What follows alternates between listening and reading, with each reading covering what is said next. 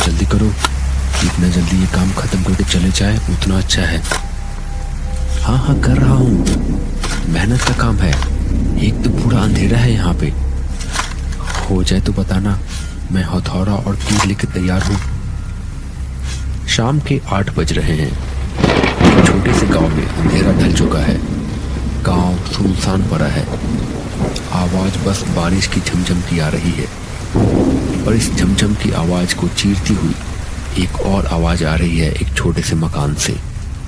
जगनलाल की बीवी जोर जोर से चीख रही है। डॉक्टर ने बच्चे की डिलीवरी का दिन 2 हफ्ते बाद का बताया था, पर शायद होने को कुछ और ही मंजूर था। उसका दर्द से बहुत बुरा हाल है। बारिश की वजह से पास के शहर जाके डॉक्टर साहब को ले आना भी मुश्किल है। लोगों ने तय किया कि एक गाड़ी लेके उसे ही शहर लेके जाएंगे। हरिया को भेजा गया गाड़ी लेने के लिए। इधर गांव की दाई कोशिश कर रही थी कि जगनलाल का बच्चा सही सलामत दुनिया में आ जाए, और उसकी बीवी का दर्द बढ़ता ही जा रहा है। चीखें और जोर होने लगी, और देखते ही देखते कुछ ही देर में सारा घर खामोश हो गया। एक अजीब सी मनहूसियत फैल गई पूरे कमरे में। मगनलाल खुद को मजबूत दिखाने की कोशिश तो कर रहा था, पर उसकी आंखों में आंसू छलक आए थे।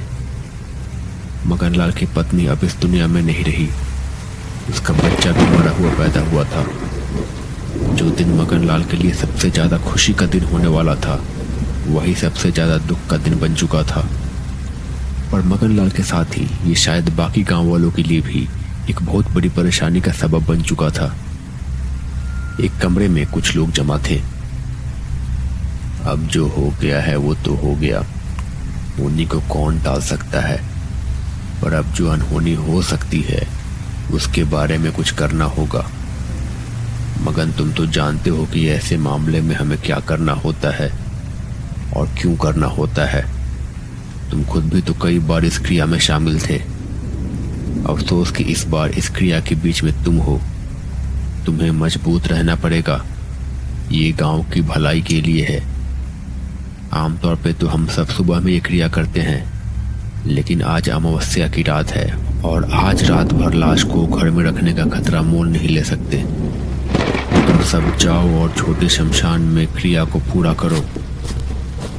बाबा के कहे अनुसार सब लोग गांव से ठीक बाहर के छोटे शमशान में पहुंच गए। ये शमशान अलग था। यहाँ पे लाशें जलाई नहीं जाती थी, बल्कि दफनाई जाती थी। कुछ चुनिंदा लाशें, ये उन औरतों की लाशें होती थी जो पहले बच्चों को जन्म देते समय या नवजात शिशु के साथ मर जाती थी, या फिर जिन जवान औरतों की मौत दुर्घटना में या किसी अन्य दुखद तरीके से होती थी। गांव वालों का मानना था कि ऐसी औरतें मरने के बाद चुड़ैल बन के वापस आती है। हरिया, बिरजू, मगनलाल, छगन और बबला रात के अंधेरे में गांव के बाहर छोटे शमशान में पहुंच चुके थे।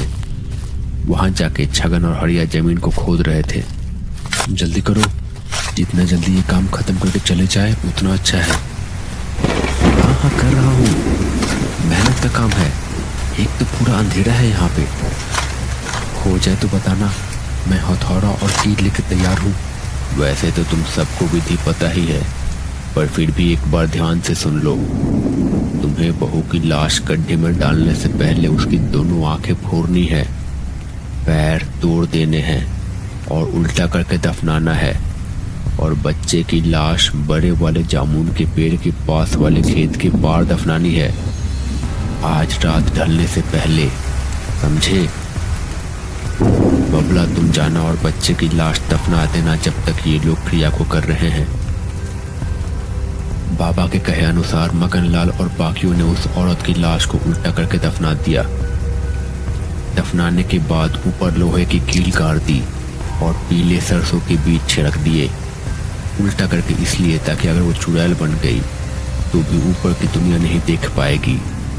आंखें भी इसी वजह से फोड़ दी गई और पैर भी तोड़ दिए गए, ताकि हर तरह से तसल्ली की जा सके कि वो वापस गांव नहीं आएगी। सरसों के बीज भी उसे कब्र के बाहर नहीं आने देते, और कील उसे कब्र में बांध के रखने के लिए लगाए गए थे। इस बीच बबला बच्चे की लाश को दफना के आ चुका था। सारी क्रिया करके सब अपने अपने घर आ गए थे। कुछ दिन तक सब गांव में ठीक था, लेकिन एक दिन पास के गांव के कुछ बच्चे उधर ही खेल रहे थे। वो बच्चे अनजान थे। खेल खेल में उन्होंने गुल्ली डंडे से गलती से 4 में से 1 कील उखाड़ दी। उसके बाद वो लोग वहां से भाग गए। अब तक गांव में किसी को कुछ भी अंदाजा नहीं था कि आगे क्या होने वाला है। अगली शाम को गांव में सब ठीक चल रहा था, पर अचानक से गांव में बादल छा गए। कुछ ही देर में बरसात होने लगी। चारों तरफ अंधेरा छा गया। बीच बीच में बादल गरजने से कुछ देर के लिए रोशनी हो जा रही थी। छगन और उसकी पत्नी घर में बैठ के कुछ बात कर रहे थे। बाहर बारिश हो रही थी। कुछ बोलते बोलते छगन की पत्नी अचानक से रुक गई। उसकी आंखें बड़ी हो गई।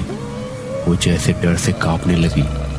उसने देखा दूर केले के पेड़ों के पास एक परछाई थी। अचानक बिजली चमकी और छगन की पत्नी को साफ साफ दिखाई दिया। डर से वो कांपने लगी। बारिश में मगनलाल की पत्नी खड़ी थी। और ये कैसे हो सकता था? वो तो मर गई थी। मगनलाल ने अपने हाथों से उसका क्रियाक्रम किया था। छगन की पत्नी ने छगन को उस तरफ देखने का इशारा किया। छगन ने खिड़की के बाहर देखा। सामने एक चुड़ैल खड़ी थी। मगनलाल की पत्नी चुड़ैल बन चुकी थी। पर ये कैसे हो सकता था? बाबा के कहे अनुसार उन्होंने क्रियाक्रम को अंजाम दिया था। कील भी गाड़ी थी और सरसों भी छड़के थे और न जाने क्या क्या। कैसे बन गई मगनलाल की पत्नी चुड़ैल? और अब क्या होने वाला है? क्या अब वो सब बच पाएंगे या पूरे गांव को वो निकल जाएगी? जानने के लिए देखिए इस कहानी का अगला भाग। अगर आपने अभी तक इस चैनल को सब्सक्राइब नहीं किया है तो प्लीज इसे सब्सक्राइब कर ले। वीडियो अच्छी लगे तो लाइक करो और कमेंट में बताओ कि आगे क्या होगा। मैं मिलता हूँ बहुत जल्द नेक्स्ट पार्ट के साथ।